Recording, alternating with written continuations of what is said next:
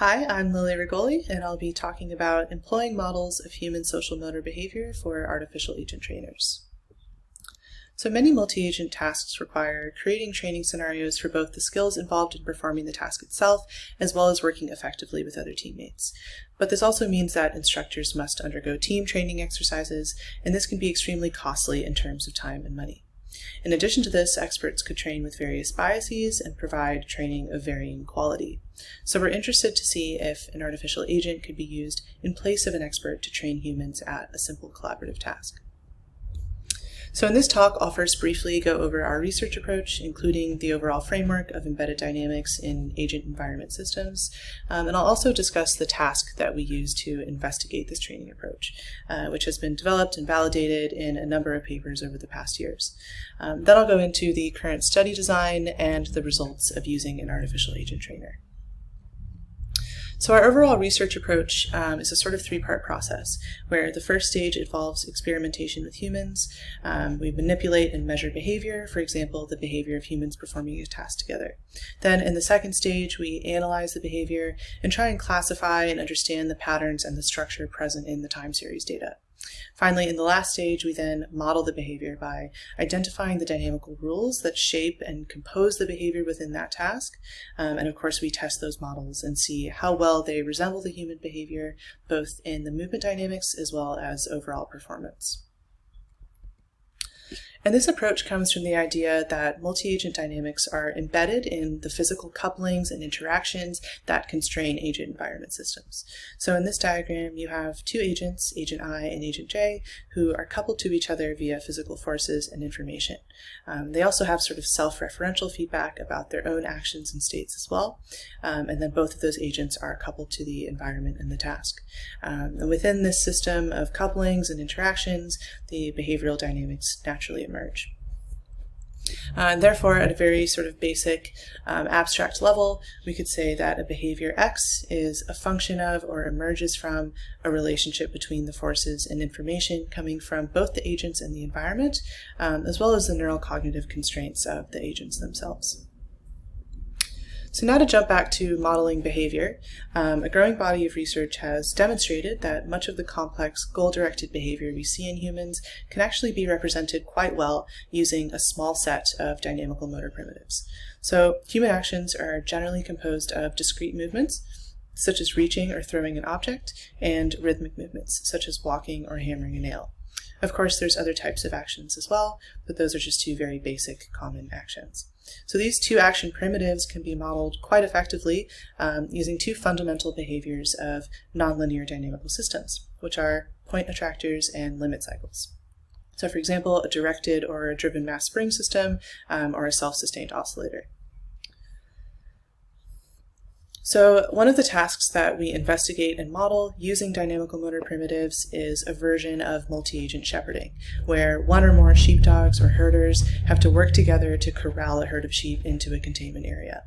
And in the original study, Patrick Nalepka and colleagues explored the dynamical processes that constrain multi-agent coordination as two humans act as sheepdogs that have to coordinate how to best corral a herd into a containment region and then keep them there for a certain period of time.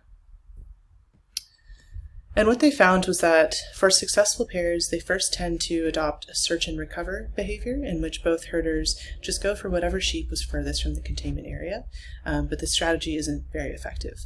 So successful pairs spontaneously discovered an oscillatory solution called coupled oscillatory containment, where both herders would oscillate together in phase or antiphase to contain the herd. And this strategy is by far the more effective solution to the task. So in addition to exploring the dynamics of human dyads performing this task, the original study also modeled the behavior of human actors using a set of mass spring equations. Given the time restrictions of the talk, I'll just briefly mention that the model is comprised of 2 point attractors and a limit cycle attractor, which are coupled to the sheep as well as the other player. And the papers in Psych Science and PNAS go into much greater detail on the model as well. But I'll also mention that previous studies have validated the model in terms of its behavior being nearly indistinguishable from human behavior. And as shown in the video, the model is capable of producing search and recover behavior and then gradually switching to coupled oscillatory containment when it's appropriate to do so.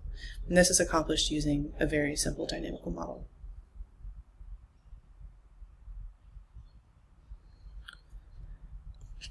So here in these top two videos, we see the same basic containment strategies of search and recover and coupled oscillatory containment. It's clear which is the more effective solution for containing the herd. For the current paper, the task was expanded to include two new tasks.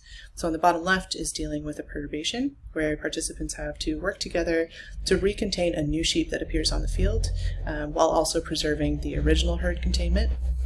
And this clip actually shows a new strategy that we saw emerge in response to the perturbation, where essentially one herder rapidly circles around the herd, while the other herder would go and retrieve the new sheep and bring it back into the containment area.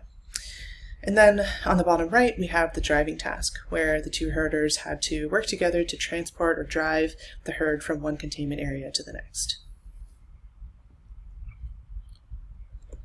And so for this paper, we first investigated how two novice humans solve these new tasks and what solutions are the most stable and effective. And then in experiment 2, we had novice humans perform all three tasks with a slightly adapted version of the artificial agent, the original artificial agent. And finally, in experiment 3, which was the training portion of the study, we were interested in seeing if the artificial agent could train novice humans on the task, and how the effectiveness of the artificial agent trainer compared to the expert human trainer. And since experiment 3 was the main focus of the paper, I'll be discussing the results for this experiment in the remaining slides.